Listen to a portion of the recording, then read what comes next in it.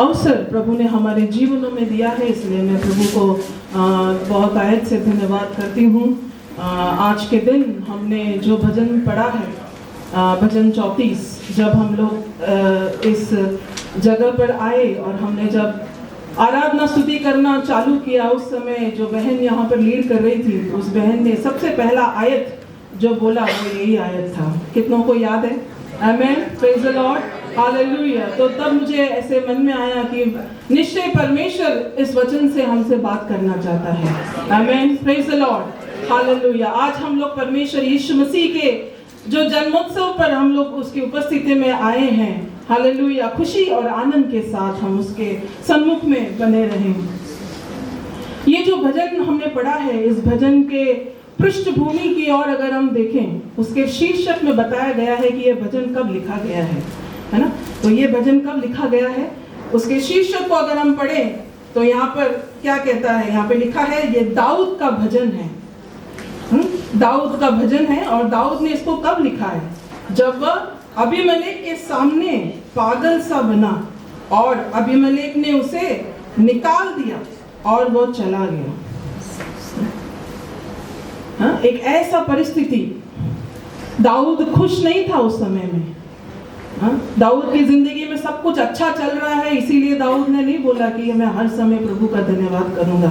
लेकिन दाऊद एक ऐसे समय से गुजर रहा है कि जहां पर एक विपत्ति, एक सिचुएशन के बीच से, एक परिस्थिति से होकर वो गुजरता है, जहां पर उसे लगता है कि अब मेरा क्या होगा। और उस समय जब परमेश्वर उसको वहां से निकालता है, तब वो कहता है कि मैं क्या करूंगा? हर समय परमेश्वर का धन्यवाद करूंगा, हर समय परमेश्वर का धन्यवाद करूंगा। जब मैं खुश हूं तब नहीं, जब मैं दुखी हूं तब नहीं, लेकिन कुछ भी क्यों ना हो मेरी जिंदगी में, मैं क्या करूंगा?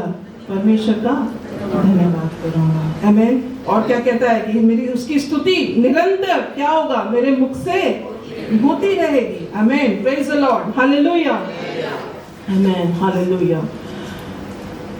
इसका ये जो भजन है, ये भजन एक छुटकारे का भजन, परमेश्वर ने जो भलाई किया है जीवन में दाऊद के, उसको दर्शाता हुआ ये बात को लिखता है। ये जो भजन है, इसका ये जो लिखा, ये जो सिचुएशन जो जब दाऊद ने लिखा है, उसके बारे में पहले शमूएल की किताब के 21वें अध्याय में हम देखते हैं, जहाँ पर ये घटना जो दाऊद की जिंदगी में घटती है, उस घटना हमको जब हम पढ़ते हैं तब शायद ये सारी बातें दाऊद नहीं कहता है या वहां पर उल्लेख नहीं की गई है, लेकिन फिर भी दाऊद ये भजन को लिखता है वो सारी बातों को स्मरण कर कर, जब परमेश्वर ने उसको किस तरह से उस जगह से छुड़ाया है, और वो परमेश्वर का धन्यवाद करता है। तो उसके 6वें आयत में हम आएंगे। उसके 6वें आयत में यहाँ पर लिखा गया है कि इस दीन जन ने पुकारा, इस दीन जन ने पुकारा, तब यहोवा ने सुन लिया और उसको उसके सब कष्टों से छुड़ा लिया। आमीन, प्रेज द लॉर्ड। क्या आपकी जिंदगी का ऐसा कोई अनुभव है? आमीन। हमने प्रार्थना की और परमेश्वर ने सुना। ऐसे कितने लोग यहाँ पर बैठे, हम पर अपने हाथों को उठाकर हम परमेश्वर का धन्यवाद करेंगे। आमीन, प्रेज द लॉर्ड, हालेलुया।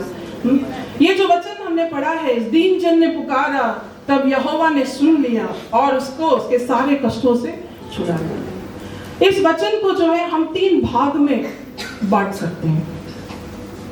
पहला, ये एक मनुष्य का रोना, उसकी एक पुकार को हम यहाँ पर देखते हैं। दाऊद यहाँ पर पुकारता है, दाऊद की पुकार को हम देखते हैं।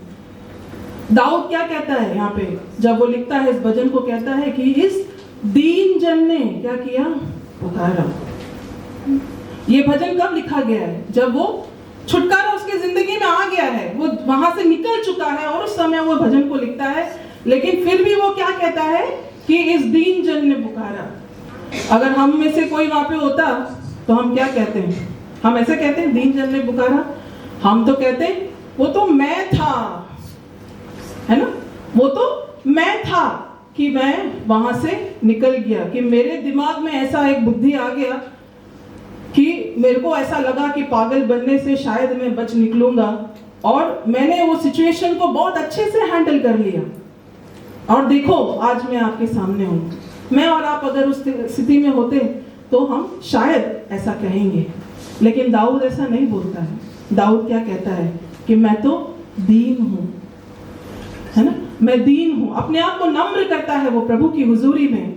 वो उस समय राजा नहीं था, हाँ, इधर उधर भटकता था, हाँ, उसको उसके परिवार में कोई उसको गिनता भी नहीं था। ऐसे समय में वो सारी बातों को स्मरण करके वो क्या कहता है कि प्रभु मैं दीन हूँ। तो पहले भाग में हम क्या देखते हैं, यहाँ पर एक मनुष्य की पुकार को हम यहाँ पर देखते हैं। दूसरे भाग में हम क्या देखते हैं, यहोवा ने उसको सुन लिया। यहाँ पर हम देखते हैं कि एक ईश्वरीय प्रतिक्रिया को हम देखते हैं। जब एक मनुष्य की तरह से एक मानव जब पुकारता है, हम में से जब पुकारते हैं परमेश्वर को, तो परमेश्वर क्या करता है, परमेश्वर उसको सुनता है। कई बार हम अपनी जिंदगी में हम रोते हैं, हाँ, लोगों को पता होता है कि हम ये चीजों से गुजर रहे हैं, और कई ऐसे भी विषय हमारे जीवनों में होते हैं जो किसी को पता नहीं होता है। हम में से अगर जो टीचर्स हैं उन लोगों को पता है कि हम क्लास में जब बच्चों को डांटते हैं ना, तो हमें सब बोलते पिन ड्रॉप साइलेंस, तो वहाँ पे क्या हो जाता है, एकदम शांति हो जाती है। और जो शांति वहाँ फैलती है ना, वो शांति ऐसी होती है कि वहाँ पर होने वाली हर आवाज सुनाई देती है। बच्चे अगर पेपर को टर्न करते हैं तो सुनाई देता है, पेन नीचे गिरता है तो सुनाई देता है ना। वैसे ही अगर मान लो कि आपके घर में आप बैठे हो, सुबह सुबह चाय का सिप लेके, चाय का कप लेकर बैठे हैं सोफे पे, हाँ, घर पे कोई हलन चलन नहीं है, ठंडी का माहौल है, फैन सब ऑफ है, और जब हम ले रहे हैं तब कई आवाजों को हम सुनते हैं, है ना। नल से पानी का गिरने का, उस बूंद की आवाज, वो बूंद का शब्द हम सुन पाते हैं। सुनते हैं कि नहीं सुनते हैं? तो क्या वो आवाज बाकी समयों में नहीं होता है? होता है, लेकिन बाकी आवाज जो है वो उसको उतना दबा देती है कि हम उन बातों को नहीं सुन पाते।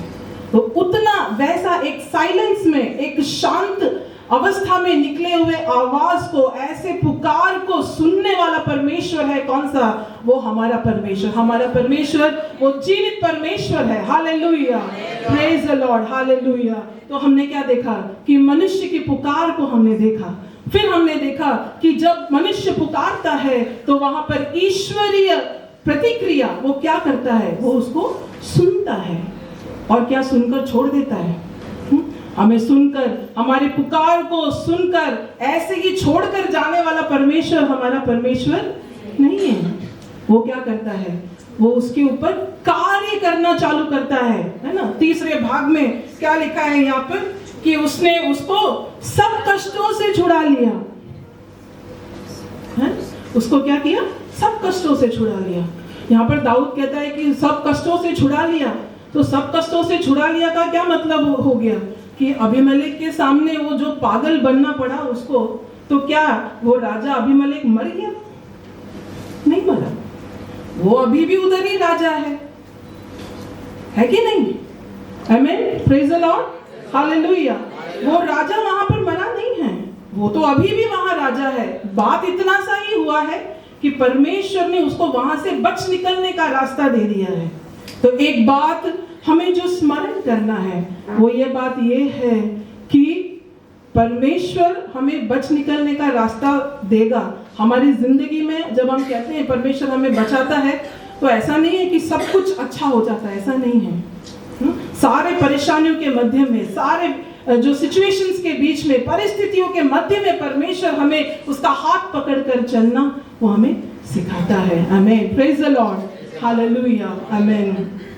तो शायद 2025 के अंदर में जनवरी से लेकर अभी तक ऐसी कई प्रार्थनाएं होंगी हमारे जीवन में जो हमने प्रभु की हुजूरी में रखा होगा। हम शायद सोचते होंगे कि क्या प्रभु हमारी प्रार्थना को नहीं सुनता, हमें उत्तर क्यों नहीं देता, क्यों परमेश्वर हमारे लिए क्यों कुछ नहीं करता। लेकिन एक बात यहाँ पर हमें समझना है कि परमेश्वर ने हमारी पुकार को सुना है और वो कार्यशील है, वो हमारे लिए वो कार्य करता है। वो शायद हमें हमारे आज इस दिसंबर के 25 दिसंबर को शायद हमारी आंखों के सामने हमें नहीं समझ में आता है, लेकिन आने वाले साल में 2026 में जरूर परमेश्वर उसको हमारे सामने लेकर आएगा और परमेश्वर हमें अनुग्रह देगा। आमीन, प्रेज द लॉर्ड, हालेलुया। ये जो बात हमने देखा, मनुष्य की पुकार, ईश्वरीय प्रतिक्रिया और परमेश्वर के कार्य को जो हमने देखा, यही कार्य के फलस्वरूप आज मैं और आप यहाँ पर उपस्थित हैं। आमीन। आज कौन सा दिन है? आज कौन सा दिन है? क्रिसमस का दिन है। मसीह यीशु का जन्मोत्सव मनाने के लिए हम लोग आए हैं। मसीह का जन्म क्या है? मानव जाति की तरफ से एक पुकार हुआ। मनुष्य पापों में गिर चुके थे, उनके पास वहां से निकलने का कोई रास्ता नहीं है। भविष्यद्वक्ता मीका के बाद, उनके कार्यकाल के बाद परमेश्वर की वाणी 400 साल तक इजरायली लोगों तक नहीं पहुंची। वो एक साइलेंस, एक शांत अवस्था हो चुका था। जो हम परमेश्वर की वाणी को नहीं सुनते तो क्या करते हैं? हर संडे उठते हैं, बाइबल पढ़ते हैं, उठ के आ जाते हैं। परमेश्वर के साथ का कोई कनेक्शन अगर ना हो तो ये सब कुछ क्या हो जाता है? एक रिवाज में बदल जाता है। हमें एक रिवाज बन जाता है। ऐसा ही कुछ उस समय के इजरायलियों के जीवन में हो गया। बलि, पाप किया है, बलि चढ़ा दो, बछड़ा ले जाओ, बलि चढ़ा दो। यही चलता रहा।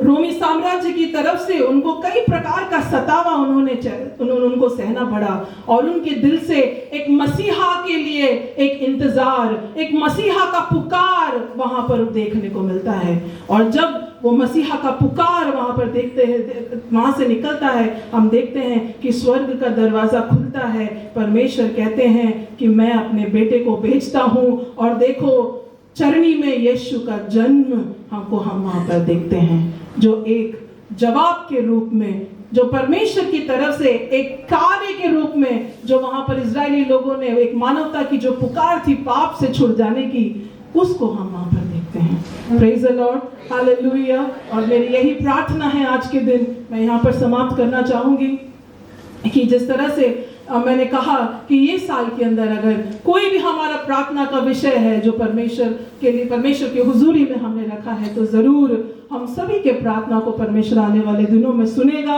और ऐसे ही विश्वास के साथ जो है मैं अपने यहाँ पर जो बातों को मैं खत्म करना चाहूंगी। मुझे यहाँ पर जो समय दिया है, मेरे को जो निमंत्रण दिया है, इस कलीसिया को, पास्टर साहब परिवार को, यहाँ की कमिटी को, सभी को मैं अपने दिल की गहराई से मैं धन्यवाद देना चाहती हूँ। और साथ ही साथ आज ये मौका मिला सिस्टर एलिस और उनके परिवार के साथ कुछ समय को बिताने के लिए जो समय दिया, जो मिला है, उसके लिए भी मैं प्रभु का धन्यवाद करती हूँ। आज हमने जो भजन पढ़ा कि मैं हर समय परमेश्वर का धन्यवाद करूंगा। आज के दिन मेरे दिल को बहुत खुशी होती है कि एक शौक के इस माहौल के अंदर में भी उन्होंने अपने जिंदगी में परमेश्वर की महिमा के लिए, उसकी महिमा के लिए जो समय को निकाला है, उसको देखकर मेरा मन बहुत ही आनंदित है। आमीन, प्रेज द लॉर्ड, हालेलुया। परमेश्वर उनके परिवार को अनुग्रह दे। आप सभी को जो यहाँ पर उपस्थित हैं, हम हमारे परिवार की तरफ से क्रिसमस के जो विशेस को हम देते हैं, परमेश्वर हम सबको आशीष दे। आमीन।